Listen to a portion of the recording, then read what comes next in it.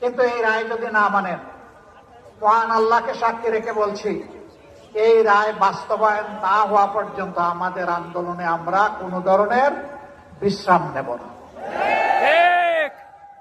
আজকে যে মঞ্চে আমরা এখানে দাঁড়িয়েছি, এই মঞ্চের সাথে দুইটা জিনিস কখনো যাবে না, একটা আধিপত্যবাদ আর একটা ফেসিবাদ। এই দুইটাকে এই মঞ্চ কখনো কবুল করবে না, বরদাস্ত করবে না। এই মঞ্চে যারা বসে আছেন তারা জাতির স্বার্থে দেশপ্রেম বুকে ধারণ করার কারণে জ্বলে জ্বলে তিলে তিলে তারা প্রমাণ করেছেন, জীবন দেব, অন্যায়ের কাছে মাথা নত করব না। যে খুনের রাজনীতি দিয়ে হাত রাঙিয়ে মানুষের রক্ত দিয়ে হাসিনার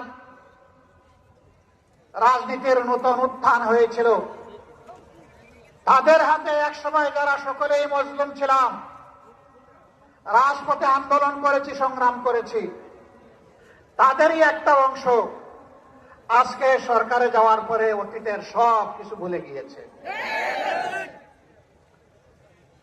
কেন আজকে এই দাবি বাস্তবায়নের জন্য আমাদেরকে সোহরাওয়ার্দী উদ্যানে আসতে হলো? তারা জাতির সাথে বিশ্বাসঘাতকতা করেছেন, এই কারণেই আসতে হলো। তারা স্বীকার করতে বাধ্য হয়েছেন, জুলাই সনদ বাস্তবায়নের কার্যকরী আইনি পদ্ধতি হিসাবে গণভোটের কোনো বিকল্প নেই। এই জন্য সেই গণভোটের প্রস্তাব তাদেরই একজন করেছিলেন।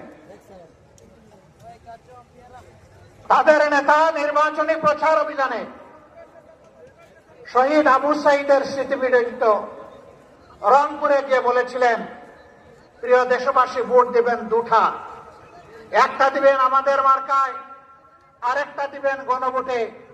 আপনারা সকলে গণভোটে হা বলবেন। এখন তারা বলছেন গণভোট অবৈধ। পার্লামেন্টে আমরা জিজ্ঞাসা করলাম, এটা কি নির্বাচনের পরে অবৈধ হলো না আগেই অবৈধ ছিল? তারা কোন সময় বলেন আমরা 4টার মধ্যে 3.5টা মানি, কোন সময় বলেন যে পুরাটাই অবৈধ।